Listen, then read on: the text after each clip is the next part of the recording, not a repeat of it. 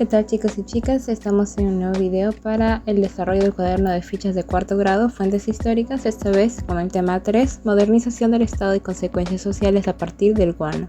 En otras palabras, estaremos hablando sobre la prosperidad falaz. Poniéndonos un poco en contexto, algunos historiadores señalan que la guerra de la independencia, de la cual ya hemos hablado, y los conflictos entre los caudillos, de los cuales también hablamos en el video anterior, tuvo como consecuencia un estado de crisis económica y sin un liderazgo político capaz de revertir esa situación. O sea que económicamente como país estábamos muy mal. El descubrimiento de yacimientos de excremento de aves, llamado guano, que es básicamente popo de ave, en las islas frente a las costas de Lima e Ica, y la exportación de esta misma a Europa permitió que ingresen grandes cantidades de dinero a nuestro país. Los ingresos del guano permitieron que el Estado peruano invirtiera en infraestructura y obtener mayor presencia en el país luego de varias décadas de estancamiento económico. En este escenario, algunos historiadores plantean que ocurrió una modernización del país y de las instituciones estatales con miras a superar las limitaciones políticas, sociales y económicas que habían impedido nuestro desarrollo. Aquí podemos ver lo que son las bolsas de guano, están en la isla que queda frente de nuestra costa limeña. Y el trabajo que hacíamos, o que hacían, más bien dicho, era de embolsar todo esto y exportarlo hacia Europa. Es decir, vender popó de ave que servía como fertilizante allá al extranjero, a Europa. Antes de empezar, vamos a escoger una pregunta histórica. Tenemos dos. Si es cierto que el Estado se modernizó en la época del guano, entonces, ¿en qué ámbito se evidenció la modernización del país en esa época y qué cambios se produjeron? Esa es la pregunta que yo voy a elegir para responder al final. Y la segunda opción dice, ¿cómo se beneficiaron los sectores sociales con la modernización del país en la época del guano? Vamos a empezar leyendo la fuente 3.1, El Callao, la descripción de un viajero alemán en 1873. El Callao está compuesto por una parte antigua y una nueva. En la primera está situada más cerca de la orilla. Podríamos quizás decir que es toda esa parte que dice que se encuentran ahí las tiendas comerciales, oficinas del puerto y los agentes de aduana. Otros locales de negocios también, como hoteles y cantinas, con excepción de 2 calles, y casi todas estas son estrechas y torcidas. Aquí lo que podemos apreciar, al menos de la imagen que nos dan en ese tiempo más o menos, era que aquí en las calles tenemos todas estrechas, así como que medio checas por aquí y por allá. Y la otra nueva, en el nuevo Callao, que supuestamente nos lo describen aquí como una nueva ciudad que está con ángulos rectos, que dice muchas casas bien construidas y de agradable aspecto. Al menos de esa forma de descrita se ve toda esa zona de aquí. Tiene calles más anchas, todo se ve más bien cuadrado y tal. Nos dan un poco más de contexto, nos dicen que el periodo más brillante correspondió a la década del 60, cuando la exportación del guano de las islas de Chincha alcanzó el nivel más alto. Todos los buques que se dirigían a las islas tenían que conseguir en el Callao permiso de carga, para luego volver después de realizada la operación. En esos años constantemente se veían alrededor de 200 embarcaciones en la bahía, y sus mástiles formaban un bosque tan tupido que cuando se llegaba en barco apenas se podía divisar algo de la casa del puerto.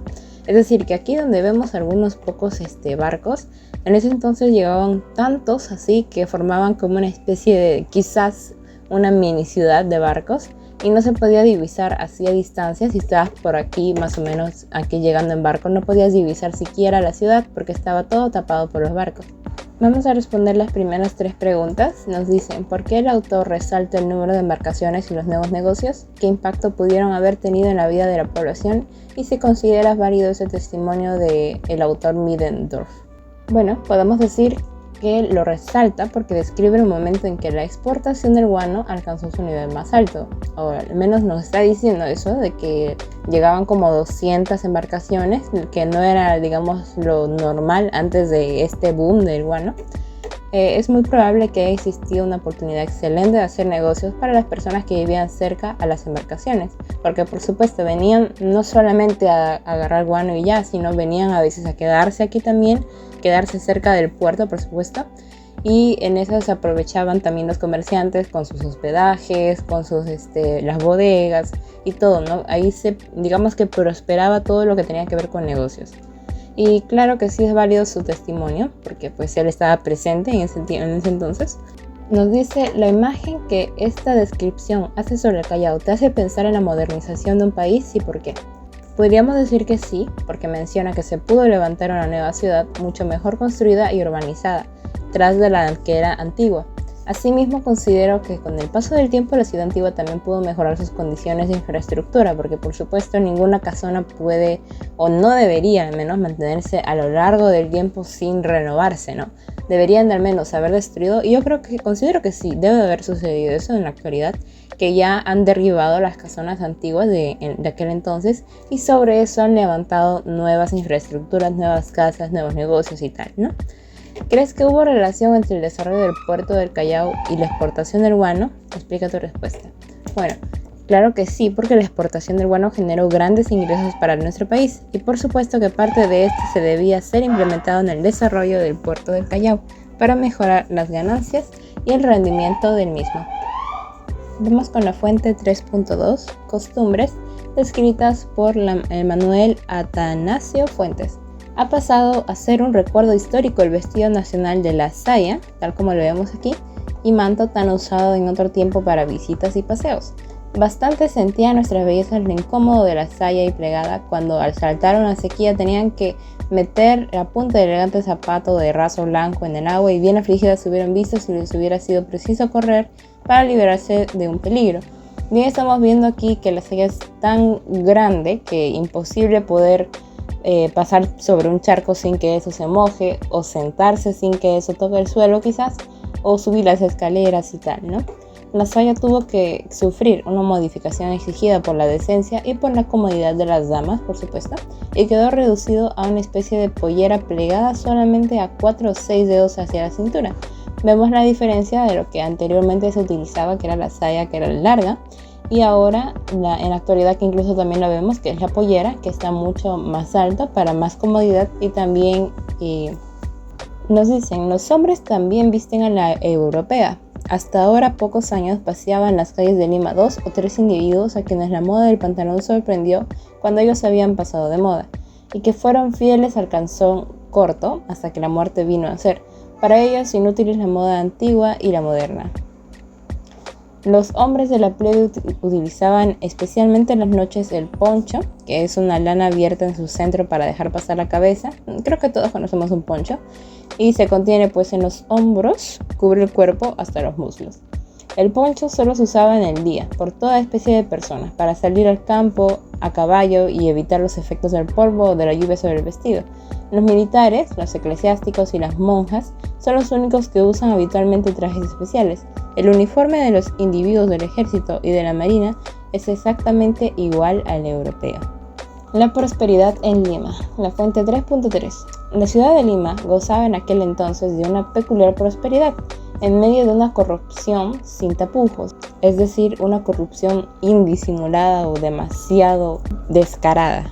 El auge guanero, torpemente administrado, iba transformando de manera irreversible a la vieja capital virreinal, o sea, la capital de Lima, por supuesto. Nuevas fortunas eran gastadas en estilo de vida suntuosos.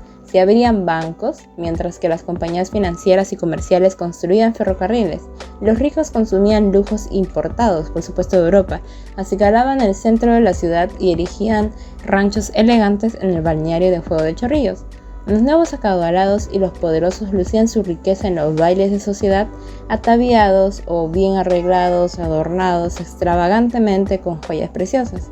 Un espejismo de bonanza económica y febril ambición disipaba cualquier preocupación sobre los peligros financieros que se avisoraban. Nos están diciendo de que todo este panorama, de que todo era bueno, todo era bello, nos cegaba del hecho de que se avecinaba o venía ya un peligro económico a toda la economía de Lima, del Perú en general. La deshonestidad administrativa heredada ensombrecía el 40º aniversario de la independencia. ¿Qué importaba todo?, dicen. Preguntaba un panfletista con ironía y vergüenza. ¿No hay esta noche baile en el palacio? Los florecientes negocios del país, la vida intelectual y la imprenta se concentraban en Lima. Pasamos a resolver las preguntas. ¿De qué manera el auge económico repercutió en la situación descrita por Manuel Atanasio? ¿Tiene relación el auge económico con el estilo de vestir europeo?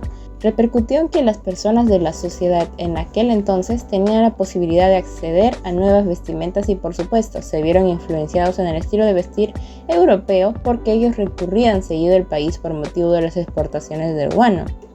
Como mencioné en un principio, los europeos no solamente venían en sus barcos, miraban el Perú y se iban de frente a hacer negocios, no, sino que venían y también, por supuesto, trataban o quizás simplemente por necesidad bajaban a hacer un tanto de turismo, ¿no? O de simplemente de consumir cosas aquí porque lo necesitaban, no sé, ya sean hospedajes, el hecho de, no sé, ir y comprarse algo para comer y tal, ¿no? Eso no existía simplemente en el puerto, sino también en la calle misma del Callao.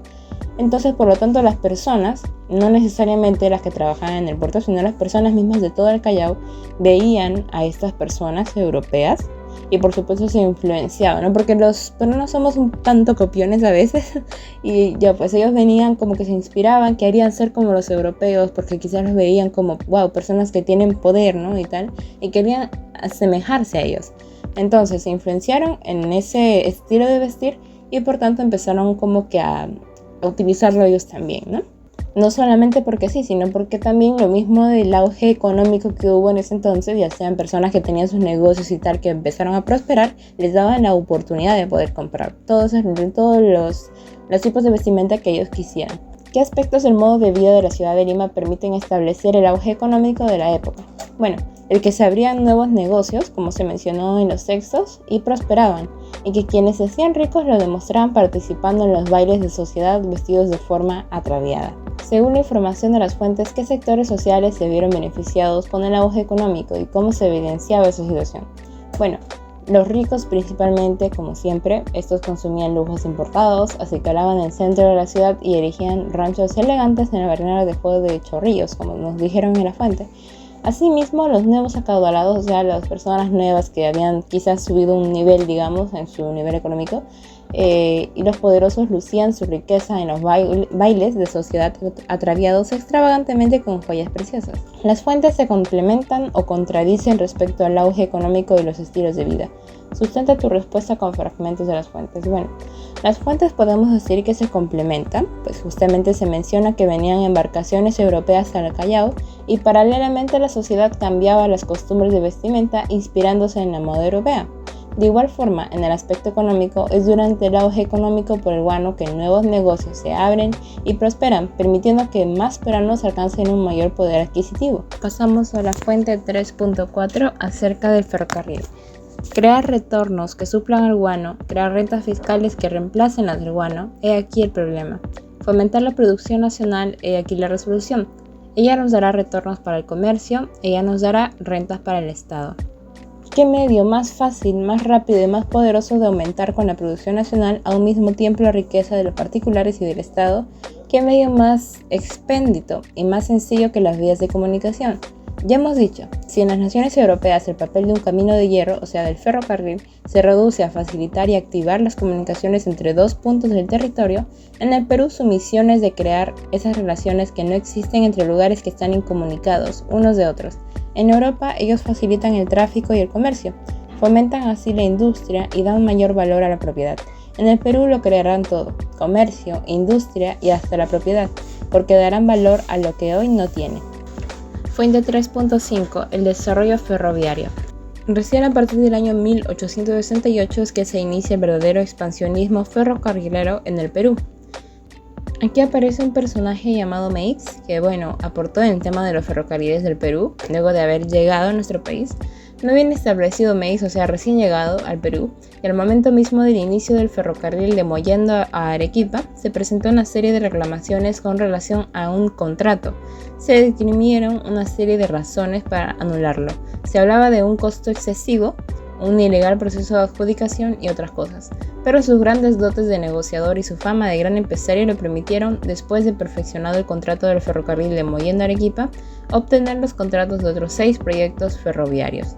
Vamos a ver un cuadro en el que nos lo explican mucho mejor. Meix y los ferrocarriles. Los ferrocarriles contratados por don Enrique Meix. Aquí vemos los que fueron construidos, por ejemplo el de Mollendo a Arequipa que se estuvo hablando en la lectura.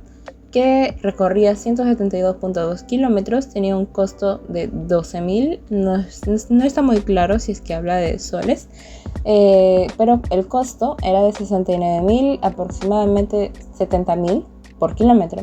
Sin embargo, el exceso frente al costo promedio era de un 37%. ¿A qué se refiere este exceso frente al costo promedio? O sea, cuando vas a construir algo, tú más o menos calculas, ¿no? Sacas un promedio de lo que vas a gastar. Entonces, ponte que decimos, mira, voy a construir esto, va a importar 10 soles aproximadamente, más o menos no creo. Pero luego se lo encargas a alguien más que lo construya y de la nada esta persona lo construye y luego te dice, mira, en total se gastó 25 soles. Y tú te quedas como que, ¿por qué no? Si yo calculé 10 soles, ¿por qué me está diciendo que es 25? Entonces, a este exceso es lo que estamos llamando aquí exceso frente al costo promedio. Entonces, aquí vemos en cada construcción cuál ha sido el exceso. Han habido excesos descarados, como el de aquí de 144% de exceso, y algunos muy pocos, como el de aquí de un 2%, incluso un 2 o un 5 o hasta un 10% de exceso creo que puede pasar piola, como dicen, ¿no? Pero un costo excesivo ya nos da como que una mala pinta, o sea, empiezas a sospechar que se ha hecho algo con ese dinero, ¿no? O sea, si tú calculaste algo, es demasiado exagerado que saquen demasiada plata de la nada. Entonces, vamos a ver aquí. Los que costaron más en nuestra lista son el de Arequipa a Puno y el de Juliaca de Puno también hacia Cusco. Aquí al final no están hablando de, ¿cómo se llama? No están hablando de ningún ferrocarril. Como ven, está vacío el cuadro. Si no me equivoco, eso es como que la suma total. No estoy muy segura porque aquí no hay una suma expresa, o sea, 37 más todo esto de aquí no te da 60. No entendí muy bien esta parte del cuadro, pero si no me equivoco aquí lo sumé y sí te da todo esto de acá. Vamos a ignorar esta parte de abajo. Lo que más nos importa son los datos que tenemos de todos los ferrocarriles aquí arriba. Los que se estudiaron pero no se construyeron son de Lima a Pisco, que no se culminó, el de Tacna a Puno, que se emitió como que no rentable, el de Oroya a Chanchamayo, que faltaron recursos, y también el de Oroya a Cerro de Pasco. ¿Cuál es el problema que planteaba Manuel Pardo y cómo pensaba resolverlo? Bueno, Pardo planteaba como problema el crear retornos que suplan el guano y crear rentas fiscales que reemplacen también las del guano. Y como solución pensaba en fomentar la producción nacional, indicando que ella nos dará retornos para el comercio y rentas para el Estado. Obviamente para esto también él quería emplear los ferrocarriles. ¿Cuál es la tesis de Manuel Pardo respecto del papel de los ferrocarriles para el Perú? ¿Estás de acuerdo con su planteamiento y justifica tu respuesta? Bueno, él consideraba que en el Perú la misión de los ferrocarriles sería la de crear esas relaciones que no existen entre lugares que están incomunicados unos de otros. Y pues en Europa, él creía, ¿no?, que en Europa eso facilitaban el tráfico y el comercio y fomentaban así la industria y dan mayor valor a la propiedad. En el Perú, él consideraba que lo iban a crear todo. Los ferrocarriles, para él, iban a traer comercio, industria y hasta también propiedad, porque darán valor a lo que hoy no tiene, en sus palabras. ¿Cuáles fueron las críticas a los contratos que suscribió el Estado para la construcción de los ferrocarriles? Es lo que leímos en la anterior fuente sobre Meix. Al momento mismo del inicio del ferrocarril de Mollendo a Arequipa se presentó una serie de reclamaciones con relación a ese contrato. Se esgrimieron una serie de razones para anularlo. Se hablaba de que había un costo excesivo y un ilegal proceso de adjudicación, entre otras cosas. ¿Cuáles fueron los ferrocarriles construidos de mayor extensión? ¿Cuáles fueron sus costos? ¿Crees que fue necesaria esta inversión y por qué?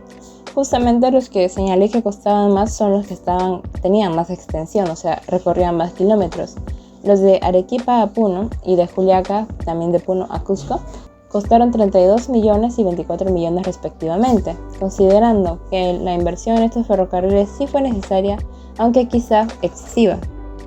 ¿Qué problemas identificas entre el costo y el exceso frente al costo promedio? ¿A qué crees que se debió dicha situación?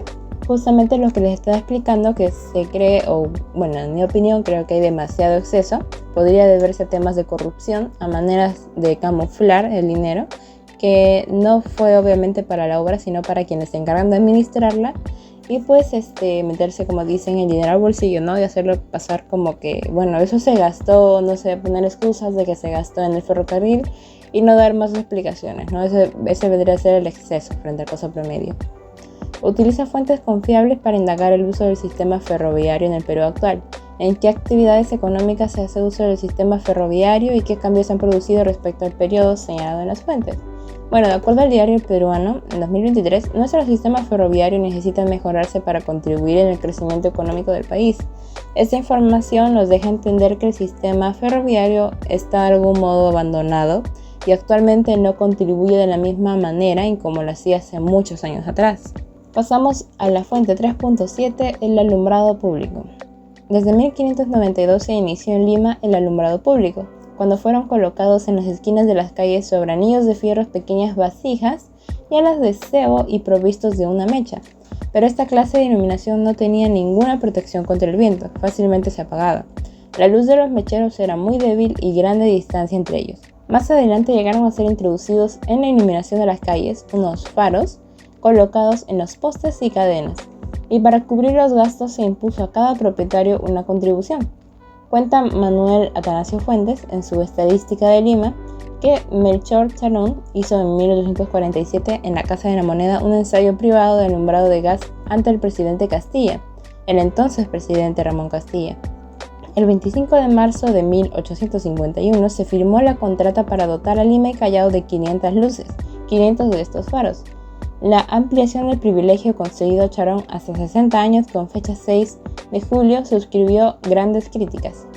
El sábado 6 de mayo de 1855, Ramón Castilla, nuestro presidente, prendió fuego en el balcón del palacio la primera luz de alumbrado a gas. Numeroso público acudió a la plaza y al ver iluminado el balcón, prorrumpió en vítores o se alegraron, ¿no? Aquí tenemos una imagen del presidente Castilla con justamente dos de las cosas que más destacan, de su periodo de gobierno, que fue el tema de los ferrocarriles y los faros de alumbrado público. Nos preguntan, ¿el alumbrado público a gas fue un aspecto de la inversión de la modernidad en la época? Según la fuente, ¿qué problema solucionó el alumbrado público a gas?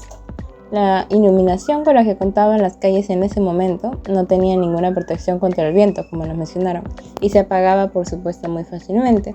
Además, la luz de los mecheros era muy débil y había grande distancia entre ellos. Ese es el principal problema que se solucionó con el alumbrado a gas.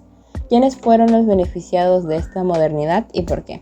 La población limeña y la de Callao, porque aquí es donde se encontraba Alexander Prentice, que nos dijeron a un costado en información adicional, que era un ingeniero civil escocés, como miembro de la empresa de gas que se haría cargo de la instalación del revolucionario sistema de alumbrado público de la ciudad. Nos piden que observemos la caricatura final y que respondamos lo siguiente: ¿quién es el personaje que aparece y cuál es su actitud? Como dije, él era el presidente Ramón Castilla, que tiene una actitud de seguridad y orgullo, encendiendo un faro de luz y a la vez deteniendo o tocando tal vez con su pie un ferrocarril.